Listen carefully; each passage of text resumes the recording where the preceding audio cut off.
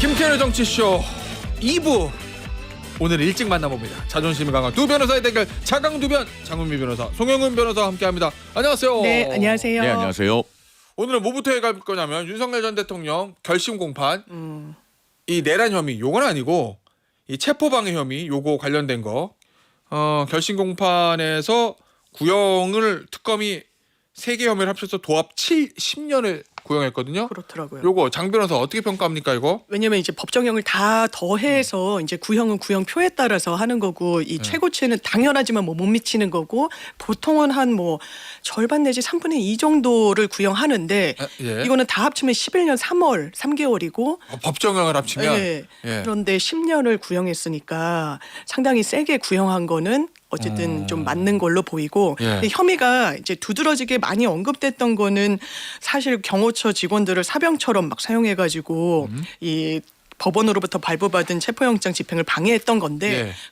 그것뿐만 있는 것이 아니라 상당히 뭐 비화폰과 관련해가지고 삭제 지시를 한 부분 또 국무회의에 사실상 이 심의권이 국무위원들한테 있는데 그걸 방해했다는 부분 뭐 여러 가지가 있어서 아마 특검에서는 10년이라는 형량을 결정한 것 같습니다. 체포방해 혐의 5년, 국무회의의 심의권 침해 3년, 사후 선포문 결재돼 폐기한 거 2년 이렇게 다 합의 이제 10년 했어요. 평가 좀 해주세요. 일단 그 체포 방해를 비롯해서 12.3 비상계엄 이후에 있었던 사후적인 행위들에 대해서 예. 법원이 유죄로 판단한다면 정확한 책임을 물려야 되는 것 맞습니다. 거기에 대해서는 동의를 하는데 예. 다만 구형의 방식이 좀 특이해요. 그러니까 징역 10년을 구형을 하면서 그걸 531로 쪼개서 구형 이유를 설명했거든요. 그러니까 예. 그런데 이렇게 분리 구형을 하듯이 하는 경우를 저는 잘 보지 못했습니다.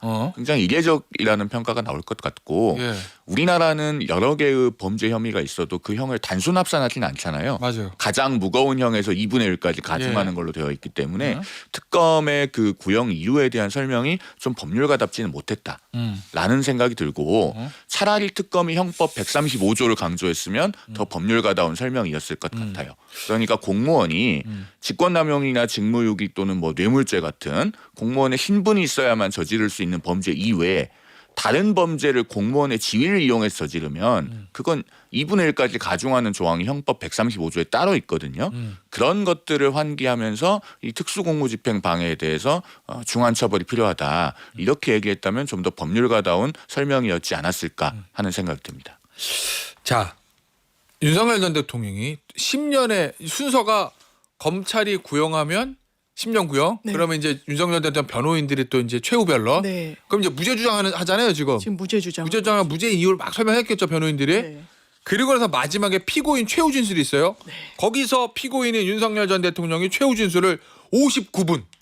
길게 하더라고요. 생방송 막 연결도 하고 생중계. 예. 와 이거 피고인이 59분 혼자 최후 진술하는 경우는 거의 없는데 변호사들은 뭐 다라고 변호사들도 길다 1시간이면. 한 시간 아니, 길죠. 헌재에서도 그분은 67분을 하셨기 때문에 예. 놀라운 일은 아니긴 합니다.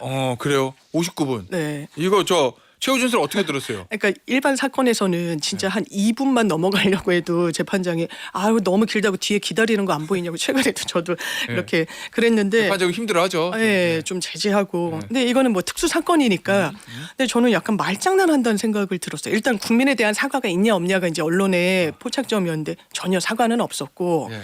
일단 왜 계엄을 일으켰는지에 대해서 다시 한번 환기를 했는데 나 제발 국민들한테 일단 일어나서 관심 갖고 거대 야당을 좀 비판해달라라는 취지였다라고 다시 한번 이야기를 강조를 했고요. 네, 일종의 개몽령 썰. 맞습니다. 그리고 이제 뭐 증언이나 진술을 통해서 확보됐던 것 중에 이 체포영장 집행하려고 했을 때 이거 위력 경호해라라고 지시를 했고 총이라도 보여줘라라고 했는데 이건 늘상 있는 일이다. 이게 뭐가 잘못이냐? 이거 내 직무 범위 안에 있다라는 취지로 이야기를 했고 그리고 특검에서는 아니 경호처 직원들을 사실상 용병처럼 부린 거 아니냐, 사유화한 거 아니냐, 개인의 어떻게 보면은 이 범죄에 대해서 영장이 발부돼서 집행하려고 했는데 대통령 직분을 악용한 거 아니냐라고 했더니 아니 경호처 사유화라는 건 원천적으로 안 된다. 내 임기가 5년밖에 안 된다.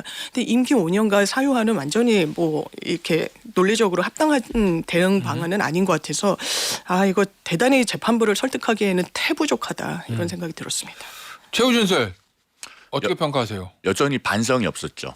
사실은 작년 이맘때부터 1월 15일까지 예. 보름이 넘는 기간 동안 우리 국민들께서 굉장히 그 경호처와 공수처의 대치 상황에 아우. 대해서 가슴 졸이지 않았습니까? 그때는 진짜 무력 충돌 나는 줄 알았어요. 그렇죠. 그런 무력 충돌 내지는 최악의 경우 유혈 사태까지 발생할 수 있는 위험을 없애고 그 문제를 끊어내야 될 책무는 윤 전 대통령 본인에게 있었어요. 여기에 대한 국민들에 대한 진솔한 사과와 반성을 할 마지막 기회였는데 그 기회를 스스로 날려버렸다라는 생각이 들고 우리가 국가라고 하는 게 흔히 폭력 독점체라고 하잖아요. 공동체가 존속하기 위해서 각자가 개인 무력을 내려놓고 예. 그걸 국가한테만 준 거예요. 그 전제는 그런 공권력 무력이 남용되지 않는다는 걸 우리가 믿고 하는 겁니다. 그렇기 때문에 대통령 경호처라고 하는 고도로 무장한 숙련된 인력을 본인의 어떤 체포를 저지하기 위해서 사유화했다면 그것은 정확한 책임을 물려야 됩니다. 앞서 제가 형법 135조 말씀드린 것도 그런 선례가 판례로 남아야 될 필요가 있기 때문에 그런 거예요. 알겠습니다. 자, 그러면 이제 마지막 요거 선고형이 나올 텐데 뭐 선고형은 이제 뭐 유무죄하고 법원에서 알아서 할 거고 궁금한 건 여기서 만약 유죄 나오고 징역 몇 년 이렇게 나오면 네. 윤석열 전 대통령 구속기간 만료 저 내란 재판에서 이거와 상관없이 신병 확보 계속 되는 거죠. 그렇죠. 1월 18일 날 이제 만료인데 예. 지난 이제 23일에는 일반 이적죄로 별도로 또 예. 영장을 특검이 재청구를 했기 때문에 그 발부 여부 아직 결론은 안 났습니다만 예. 발부 가능성이 왜냐하면 김용현 전 장관도 추가로 영장 발부가 됐기 때문에 그 가능성이 매우 높고 그것과 예. 또 무관하게 이 16일 날 선고가 나오면 이거는 10년 구형했는데 뭐 집유나 이렇게 집행유예나 뭐 이렇게 나올 건도 아니고 너무 많은 혐의가 지금 더해졌기 때문에 예. 아까 이제 송 변호사님 말씀하신 대로 뭐 2분의 1 가중하고 뭐 재판부가 그렇게 선고형을 내린다고 할 때 이거는 사실상 구속 기간이 연장되는 효과의 실형이 나올 것 같습니다. 알겠습니다. 뭐 윤석열 대통령이 어제 뭐 저 그런 얘기 했다잖아요. 아내도 없는데 집에 가면 뭐 하겠나 뭐 이런 얘기 했다고. 그렇더라고요. 예. 예. 별로 믿지 않아요. 어? 피고인들이 석방되기 싫다는 이야기는 예. 어르신들께서 일찍 돌아가시고 싶다 그런 말씀하고 비슷한 것이라서 아유, 나 이제 마음에도 없는 소리라고 보면 됩니다. 죽을 때가 다 됐어 이 얘기랑 비슷한 거다. 그렇죠. 알겠습니다. 어쨌든 장기 구금돼 있는 피고인들이 석방돼서 집에 가고 싶어하는 건 그건 뭐 인간의 본성이긴 해요. 네, 엄청 가고 예, 싶어하죠. 가고 싶어하죠. 근데 이게 재판이 이것도 지금 10년 아니 뭐 검찰 구형에 꼭 기속되는 건 아니지만 10년 구형이면은 실형이 나올 건데 문제는 이제 내란 재판 그거는 법정의 사형이나 무기밖에 없어가지고 그게 진짜 특검이 얼마나 구형할지. 진짜 구형량이 관심이 예, 더 그건 정말 관심이 있죠. 네. 예. 1월 18일 날인가요? 특검 결심 공판이? 네. 알겠습니다. 김건희 특검 얘기해 볼게요. 수사가 종료됐거든요. 김건희 특검법. 김건희 특검, 민중희 특검이라고도 불리는 180일간의 요 수사를 좀 평가를 해봅시다. 송영훈 변호사. 민중희 특검이 남긴 것. 헌정사상 최악의 특검으로 기록될 것 같습니다. 왜요? 자 보세요. 민중희 특검에서 그동안에 벌어졌던 일들. 수사받던 공무원이 극단적 선택을 했습니다. 예. 특별검사 본인이 수사 대상인 피의자와 같은 종목을 투자한 것도 드러났어요. 그리고 수사 대상이 자본시장법 위반이 주된 혐의인데 특별검사 본인이 자본시장법 위반으로 이제 수사받고 있습니다. 그리고 그런 것도 모자라서 180일의 수사기간 중에 우리 SBS의 보도에 의하면은 60%가 넘는 109일을 통일교 게이트 수사 인지하고도 아무것도 하지 않았잖아요. 수사도 하지 않고 이첩도 하지 않고. 예. 그러면은요 역대로 특검마다 개개의 특검이 수사하는 동안에는 물론 크고 작은 논란이 있었습니다. 그러나 이 정도의 논란을 한꺼번에 다 일으켰던 특검은 없어요. 이걸 생각해 보면은 역대 최강의 권한을 갖고서도 최악의 논란을 일으킨 특검이다. 예. 이렇게 평가할 수 있겠습니다. 최악의 논란을 일으킨 특검이라는데요. 민중희 특검. 저는 뭐 동의하기는 어렵고요. 예. 뭐 말씀 주신 부분과 관련해서 부족한 점은 있었지만 수사 성과를 낸 부분이 있고 뭐 이제 뭐 민주당에 대해서 어쩌고저쩌고 이런 부분은 사실 한학자 씨의 그 공소장에 예. 뭐 1억 4천 그런데 내려준 돈이 그거보다 좀 많았거든요. 일부 이제 지부장들 통일교 예. 지부장들이 일탈을 해서 이제 뭐 검찰 표현입니다만 이제 민주당에 좀 갖다 준 부분이 있고 쪼개기 후원은 국민의힘도 조사받지 않았어요. 쪼개기 후원 받는 사람은 예. 이게 불법인지 왜냐면 그 정치자금법에 그 오바되지 않는 돈이 들어왔으니까 이제 불법성 인식이 없다라고 해서 이 수사 자체가 물론 이제 민중기 특검 자체의 어떤 주식 투자 이런 부분에 대해서 뭐 수사로 밝혀져야 되겠습니다만 수사 자체에 대해서는 일정 정도 성과를 냈다. 다만 좀 갈 길이 아직 남아 있다. 예. 양평고속도로 같은 거는 사실 원희룡 전 장관을 부른다고 기사로 나왔던 게 지난 추석 즈음이기도 했어요. 근데 네. 전혀 소환이 이루어지지도 못했고 수사가 속도를 많이 낸다고 보이지도 않고 또 뭐 이른바 집사 게이트, 이 집사라고 지칭됐던 김혜성 씨는 해외 도피해서 막 잡는데 엄청 애를 썼는데 네. 그 뒤에 이제 수사에 어떤 나온 게 없어요. 나온 거는 이제 크게 없고 이런 부분과 관련해서 지금 국수본으로 이첩돼서 하는데 예. 그 연장선상에서 그러니까 수사의 효율성을 생각하면 쭉 특검으로 가야 된다라는 그 문제의식에서 이제 종합특검이 제기된 것 같습니다. 아니 근데 저는 개인적으로 민중이 특검에 저는 개인적으로 좀 거기 있는 분들은 나름 열심히 하셨겠지만 약간 저는 좋은 점수를 저는 왜 안 주냐면 혐의가 많았잖아요 18개. 예. 근데 건드리지는 못했어요 나머지는. 왜냐하면 그렇죠. 말씀하신 많이 양평고속도로 삼부토건 뭐 매간 매직도 뇌물까지. 예, 그게 만약에 밝혀지면 제일 큰 건이잖아요. 진짜 왜냐면 큰 거죠. 개인의 이익을 위해서 국가 권력을 동원한 것이기 때문에 삼부토건 주가 조작은 양평고속도로가 맞다고 하면 공흥지구는 뭐 대통령 되기 전의 일이니까 도이치모터스도 되기 전의 일이고. 그렇죠.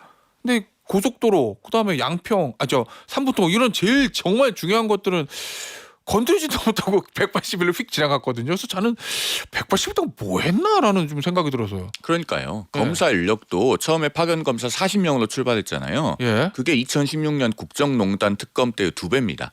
그때 파견 검사 20명의 수사기간 70일로도 예. 별거 다 수사했거든요. 그런 점에서 이 특검이 수사 자체의 성과가 뭐가 있는지도 잘 모르겠고 예. 그러니까 정치 특검이 정치에 몰두하다가 본연의 목적인 수사를 잃어버렸다라는 자, 평가까지 나오는 거죠. 자 그러면 나머지 의혹들 수사는 해야 된다는 거는 두 분 다 동의하시는 거잖아요. 네. 예를 들면 삼부토건하고 고속도로 국가 권력을 동원했을 수 있는 만약에 그게 혐의가 있다고 하면 어디서 해야 돼요? 장유배 변호사는 특검, 2차 특검. 저희는 2차 특검에서 한꺼번에 하자. 민주당 지금 예. 대변인이시죠 지금. 그렇습니다. 송영훈 대변인이세요? 전 대변인입니다. 그렇겠구나. 전 대변인은 2차 특검 아니면 국수본? 아니, 검찰? 민주당 논리대로 하면 이건 국수본에서 해도 충분해야지 맞죠. 예. 왜냐하면 검찰이 이제 내년 10월부터 폐지되잖아요.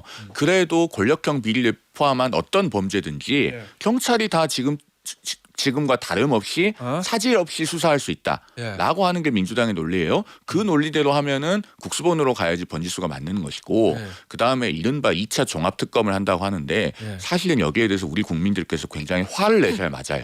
왜? 민주당이 원하는 상대방 진영의 사건에 대해서는 수사도 할 수 있고 기소도 할 수 있는 수사와 기소의 합체를 해놓고 검찰을 폐지한다면서 그 미명은 수사와 기소의 분리잖아요. 본인들도 그 수사와 기소의 분리라고 하는 게 미명에 불과한 것이고 잘못됐다는 걸 알고 있는 거예요. 그러면 우리 국민들은 왜 평범한 국민들의 사건에서는 훨씬 더 비효율적이고 사건이 정확하게 처리되지 못하게 하는 수사와 기소의 분리를 고집하느냐. 이거 선택적 검찰 폐지 아니냐. 예. 이거에 대해서 사실 화를 내셔야 마땅한 일이라고 생각합니다. 그래서 어디? 국수본이 해야죠. 국수본이랑 특검. 네. 어쨌든 하기는 해야 된다. 하긴 해야죠. 그죠? 뭐 너무 많이 남아가지고 예. 하다 말아가지고. 양평도 어쨌든 한 절반까지는 온 것 같더라고요. 예, 그래요? 나온 예. 사실관계들. 알겠습니다. 마지막 이슈 김병기 더불어민주당 원내대표 얘기를 좀 해보죠. 의혹 자체가 하루에 하나씩 나오거든요. 지금 이러면은 언론도 저희 방송하는 저희도 따라가기 힘들 정도로 계속 의혹들이 나오고 뭐. 근데 이게 보수 언론, 진보 언론 가리지 않고 나와요. 텔레그램 메시지는 또 오늘 아침에 한겨레 신문에도 공개했더라고요. 부인이 구의원들 단톡방에서 직접 업무 지시하는 그런 내용 보도했는데 내용을 말씀드리면 한겨레 신문 보도입니다. 단독 보도 920호 소통방이라는 이름의 텔레그램 대화방 내용이 입수했는데 김병기 원내대표, 배우자 이모 씨, 동작구 구의원들, 그다음에 김병기 원내대표의 보좌진이 참여한 이 방에서 김병기 의원이 아니라 그 배우자 이모 씨가 정치 동향 파악, 김 원내대표 일정 조율, 지역 현안 이런 것들 지시하면 구의원들이 네 사모님 확인하겠습니다 사모님 이렇게 답변을 하는 대화방이 공개가 됐어요. 한겨레 신문. 그 얘기는 보수 언론, 진보 언론 할 거 없이 계속 지금 나오거든요. 맞습니다. 내일 입장 발표한다면서요. 내일 원내대책회의가 있는 날이어서 그 자리에서 본인이 입장을 밝히겠다고 했고 이제 가능성은 이제 어떤 심연의 결단까지 할 것인지 예. 아니면 지금 나오고 있는 의혹들에 대해서 좀 하나하나 반박을 하는 그런 성격으로 대응을 할 것인지가 좀 열려 있는 것 같고요. 예. 근데 이제 논란이 대단히 말씀 주신 대로 뭐 진보 보수 언론 이렇게 가리면서 나오는 건 아니고, 그러니까 정파성을 띈 게 아니라 어떤 비위 사실에 대해서 제보자가 예. 아마 김병기 원내대표는 제보자가 몇 명으로 좀 특정이 된다고 하니까, 그러니까 여러 언론사에 이 사실관계나 의혹에 대해서 제보를 하고 있어서 그거에 대한 취재가 이어지면 여러 언론사에서 보도가 이어지는 것 같습니다. 그럼 원내대표 물어보지 말까요? 저는 본인의 결단이니까 본인의 결단. 예. 말씀드리긴 좀 제한되는 것 같습니다. 알겠습니다. 자, 그런데 조금 전에 제가 말씀드렸던 요 한겨레 신문 단독 보도한 요 업무 지시, 이거는 법 위반은 아닌 거죠, 장민 변호사도. 업무 지시 자체는 법 네. 위반이라고는 할 수 없고, 뭐 부적절하다는 비판은 이제 네. 뭐 의혹 해소를 통해서 이제 씻어내야 되겠지만 법 위반이다 이렇게 보이지는 않습니다. 법 위반은 아니지만 좀 부적절하고 좀 이상하긴 하죠. 그 사모가 업무 지시라는 걸. 그 텔레그램에 보도된 문자 메시지 자체가 불법인 게 아니고요. 예. 그 텔레그램 메시지는 그런데 지금 김병기 의원의 배우자가 받고 있는 구의원 업무 추진비 유용 의혹 있지 않습니까? 예. 그 사건의 죄명을 뭘로 가져갈지에 영향을 미칠 수 있어요. 잠깐 일단 그거부터 설명해 주세요. 구의원 업무 일단 추진비. 그 김병기 의원의 배우자가 구의원의 업무 추진비 카드 들고 썼다는 거 아닙니까? 예. 그러면 이제 업무상 횡령이나 이런 걸로 지금 고발도 되어 있죠. 그런데 단순히 이제 횡령이나 배임의 문제가 아니고 이게 정치자금법 위반도 될 수 있는 것 아니냐라고 하는 문제가 따라붙어요. 이 텔레그램 대화방으로 인해서. 왜요? 왜냐하면은 의원의 배우자가 예. 의원과 긴밀하게 결합해가지고 일상적으로 정치 활동을 하고 있는 거잖아요. 이게 일종의 정치 활동이다. 그러면은 그 남편 업무 그냥 도와주는 걸 넘어서서 아니 그 도와주는 것 자체가 불법이라는 얘기가 아니라 예. 업무 추진비 카드를 가지고 사용한 내역이 예. 정치 활동에 사용된 자금인지를 면밀하게 봐야 된다는 얘기입니다. 그게 만약에 정치 활동에 사용되는 돈이면 정치자금이잖아요. 예. 정치자금을 불법으로 기부하고 기부받은 것이 돼서 정치자금법 위반죄가 따라붙을 수 있는 가능성을 이 텔레그램 메시지가 보여주고 있는 것이다. 그럼 예를 들어서 업무 추진비 카드를 동작 구의회 부의장이었나요? 네, 예. 부의장. 업무 추진비 카드를 의원의 사모가 썼어요. 그거 자체는 업무상 횡령이에요. 근데 그걸 사서 그냥 내가 친구들 만나서 그냥 밥 먹으면은 업무상 횡령으로 끝나는데, 그 동작구의 어떤 뭐 어디 모임 같은데 지지자 모임 같은데 가서 밥 사고 그러면은 정치자금법 위반까지 붙을 수 있다. 그걸 만약에 뭐 여의도에서 누구를 만나면서 뭐 정치인 배우자들이라든가 정치인들과 교분을 맺는데 썼다. 그럼 그것도 정치자금이거든요. 그러니까 이 사용 내역을 하나하나 세밀하게 들여다봐야 되는 이유를 제공하는 게 이 텔레그램 메시지입니다. 알겠습니다. 그냥 그 하나 수사 볼 거고, 또 하나는 이제 지금 보니까 그 카톡 텔레그램 방에 공개가 됐는데, 예를 들어 그 막내 국어보좌관 인턴 출신의 국어보좌관의 대화방이 공개됐다고 하더라고요. 근데 역시 이것도 한겨레 신문 보도 보니까 공개됐던 그 보좌관이 나는 이거 제공한 적이 없어. 이 대화방을 네. 내 아이디로 사모가 들어와가지고 캡처해서 공개한 것 같아. 나는 자발적으로 이 대화 내용 내가 제공한 거 아니야, 이렇게 얘기하거든요. 네. 그러면 이 사람 말이 맞다고 하면 이것도 법 위반이에요? 이제 통신비밀보호법 위반 아니냐라고 예. 그래서 나오는 부분이고, 이 해당 인턴 얘기를 들으면 왜 자기 거는 오른쪽에 나오잖아요. 그렇지. 이 카톡이나 뭐 텔레그램을 써보면. 근데 내게 오른쪽에 있고 내게 그냥 도용된 것 같다라고 이야기를 하면서 그때 기종에 따라서 이 현출되는 게 좀 모양이 다른데 그림이 다른데 그림이 다르죠. 예, 그건 내 핸드폰에서 되는 건 아니라서 아마 내 아이디로 들어가서 이제 본 게 아니겠느냐, 뭐 이런 취지로 제가 이해를 했어요. 예. 만약 그 말이 사실이라면 이제 또 김병기 원내대표는 좀 부인하고 있는 부분이 있고, 그러면 이제 통비법 위반 여부가 이제 논란이 될 거고, 아까 구의원 추진비는 이제 김병기 원내대표 주장에 따르면 일단 이게 다 수사를 받았고 윤석열 정부 때 수사를 받아서 뭐 본인을 봐주고 할 필요도 없었는데 무혐의 종결됐다. 지금 논란이 되는 사안도 그 당시에 다 수사선상에 올라서 무혐의로 마무리가 됐다라는 입장입니다. 김병기 원내대표 이거는 입장이에요. 이건 입장 말씀을 드려야죠. 그리고 요 텔레그램 방은 김병기 원내대표 측은 그 막내 보좌관이 자발적으로 제공을 해서 내가 공개한 거다, 요 얘기인데, 맞습니다. 막내 보좌관 얘기가 뭔 소리냐, 나는 제공한 적 없어. 위에 사진에 나는 갤럭시인데 위에 그 공개된 아이폰이야. 그림 보면 사진 보면 아이폰이잖아. 그러니까 나는 제공한 게 아니라 내 아이디 사모가 도용한 거야. 이게 이제 입장이에요. 이게 아이디와 비밀번호를 도용한 게 아니어도 처벌받아요. 대법원 판례가 있어요. 그냥 제공한 거 공개해도? 이게 뭐냐면요. 과거에 그 업무용 PC에서 어떤 사람이 그 카카오톡 메신저 로그인이 되어 있으니까 그 로그인이 되어 있는 걸 기화로 타인의 대화 내용을 복사해서 전송을 한 사건이 있습니다. 그러니까 아주 유명한 사건인데요. 대법원까지 가서 그것도 정보통신망법 위반이라고 판결이 나왔어요. 정보통신망법 49조에 보면은 정보통신망을 통해서 처리되는 타인의 비밀을 침해하거나 누설하면 안 된다는 형사처벌 조항이 있습니다. 거기에 해당한다고 본 거예요. 그러니까 로그인 자체는 합법적으로 되어 있는 거잖아요. 네. 그 상태에서 내 PC를 열람할 권한이 없는데 가서 우연히 로그인 되어 있으니까 그걸 가지고 복사해서 공개를 한다. 처벌됩니다. 그러면 동료 PC에 있는 거 여기가 그렇죠. 대화방 재밌네 막 이러고 그거 전송해도 예, 이게 2017도 15226 판결이니까요. 예. 김병기 의원 혹시 이 방송 보고 계시면 대법원 판례 보면서 한번 연구 잘 해보십시오. 이거 지금 그게 만약에 배우자가 열람한 것이고 본인이 누설한 것이라면 예. 침해는 배우자, 누설은 본인 이렇게 해가지고 둘 다 처벌받을 수 있는 가능성이 생겼습니다. 그리고 지금 김병기 의원의 전 보좌진이 변호사가 있잖아요. 그중에 예. 굉장히 법적으로 정밀하게 대응을 하고 있는 것으로 보이는데 이거 정보통신망법 위반으로 문제될 가능성이 상당하다고 보여집니다. 알겠습니다. 그리고 이건 어때요?